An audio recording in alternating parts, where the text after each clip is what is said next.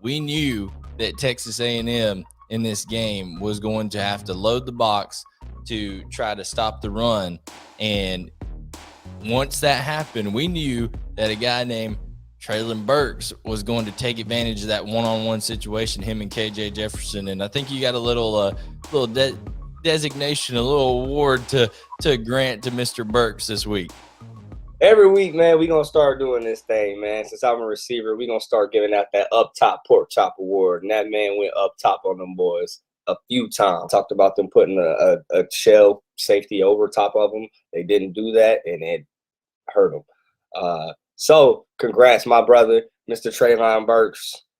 Yeah, he had 6 catches for 167 yards and a tutty. Took it to the house on a key moment of that game where they really jumped up on him. I think that made it 10-0 at that point and just really got the momentum going in Arkansas's way. And you and I talked about it. We thought Arkansas would pressure the heck out of Zach Calzada, and they did. Barry Odom sent pressure, and that brings me to the point while we're talking about this game.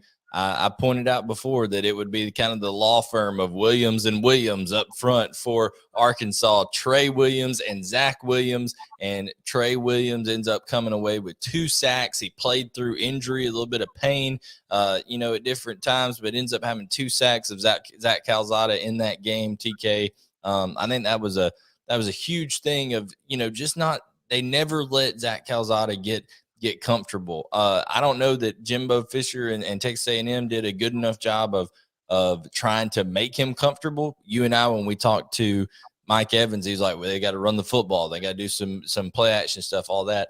It didn't seem to happen as much, especially I saw, after Isaiah Spiller had I almost said CJ Spiller from Clemson, but a few years back in the day. But after Isaiah Spiller broke that long run, TK, they didn't really go back to him. And Zach Calzada, just never got in rhythm. Yeah, I mean, it was tough. I mean, they were heating him up, as they should have. I mean, as the record showed, he struggled under pressure, and like I said, he probably still would, and he did. But I think, to your point, they should have did a little bit more things with him, like moving him out of the pocket. If they're going to heat that pocket up, let's not just sit in there and take it. Let's start, doing some sprint outs and things like that. So I think there are some things that they could have did to help him.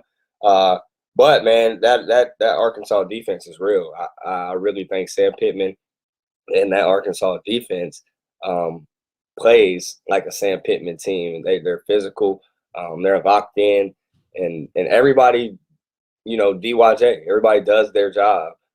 So that's what I think makes them good, and that's what I'm excited to see. Why I'm excited to see this number 8 versus number 2 matchup this Saturday. Yeah, it's gonna be a blast in Athens. To everybody's hesitant a little bit about it being a 12 o'clock kickoff. I know everybody wishes they think the TV companies really screwed that one up. I think they were planning on Texas A&M coming out with the dub on that. The media executives were, but I think anybody who knew going into this game that how these two teams were playing, as you and I both picked Arkansas to win this game, and they came through for us over here, TK. So now in terms of we're going to do something else on this show, guys, from each game called the worst kept SE secret of the game, meaning that we knew something was going to happen, and what we ended up learning about these teams.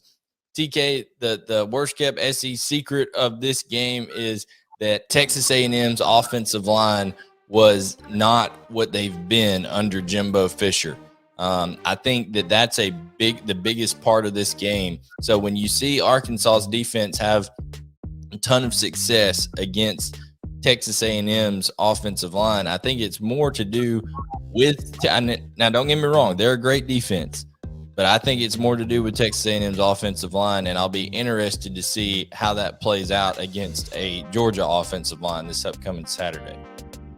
Yeah, I 100% agree. I think that's probably the most telling thing of that game. And if you're a defense going against a Texas A&M offense, I think you know what to do. Heat them up.